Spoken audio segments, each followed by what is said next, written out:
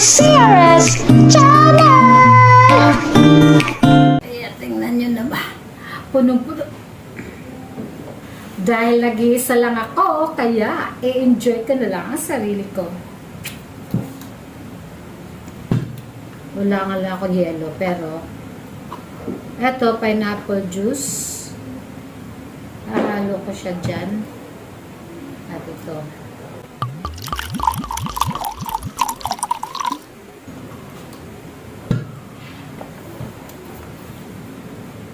Meron akong tanduay.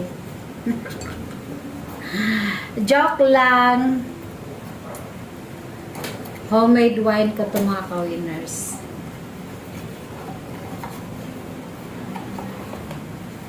Ayan, tingnan nyo na ba? Punong-puno. O, diba? May ano pa. Pero, safe naman yan dahil meron tayong cloth.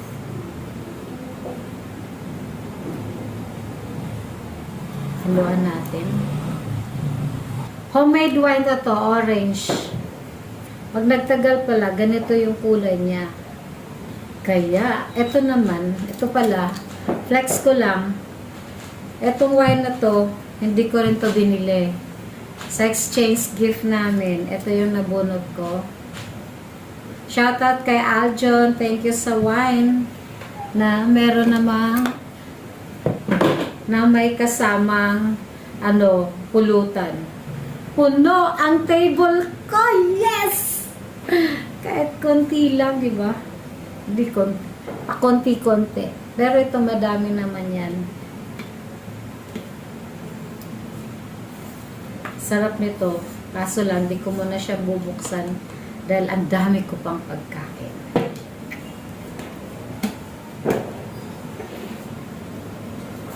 Ito mga ka-winners, mga 1 month ko na siya nagginawa.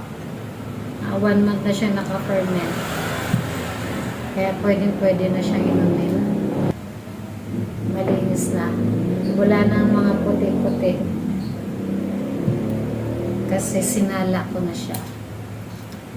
Gusto ko ang gumawa ng grape wine. Kaso lang wala na akong wine yeast. Ito naman, ang nakalagay dito, no added sugar. Naniniwala ako kasi yung prutas na to ay matamis. At nakapag-try na kasi akong gumawa ng grape wine. Sobrang tamis kasi dinagdagan ko pa ng sugar. Kaya tama lang to na no added sugar. From Spain. From Spain daw. Kaya thank you sa mga nagbigay. Maraming salamat sa government namin sa Kabuyaw. Sa groceries, sa bigas. Kalahating kaba na bigas. Sa aming company, sa Ampleon, thank you so much. Sa lahat ng generosity na ginawa niyo sa amin, mga empleyado. Maraming salamat talaga. At syempre kay Lord. Grabe.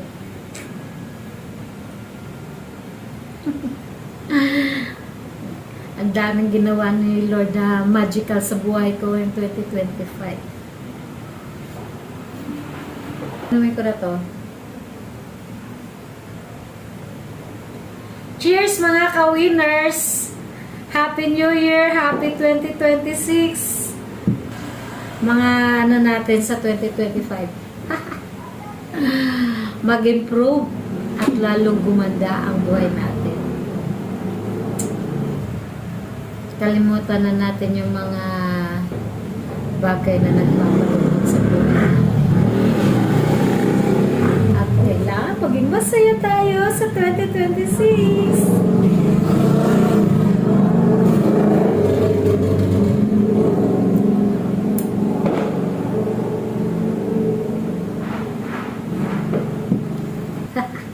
Kailangan ubusin ko to para makita nyo.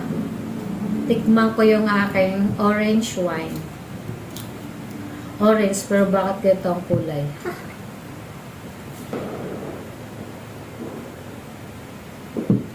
Ayoko kasing bumili ng mga wine talaga sa labas, kaya nagpa-practice akong gumawa ng sarili ko.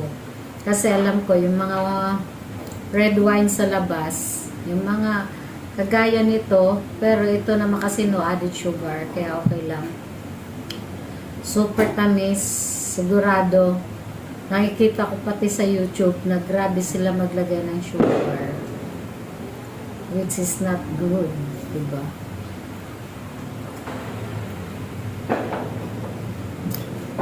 Ang ganda, diba? Punong-puno.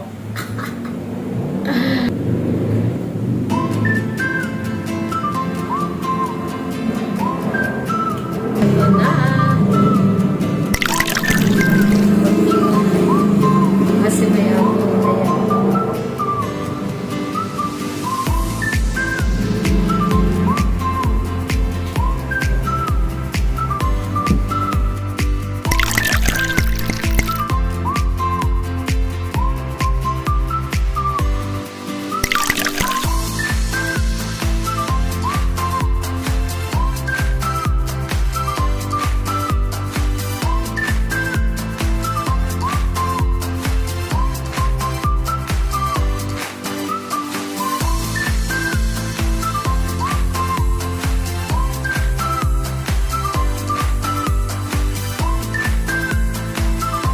Thanks for watching mga ka-winners! Subscribe, like, and click the notification bell for updates of my new videos. God bless us all!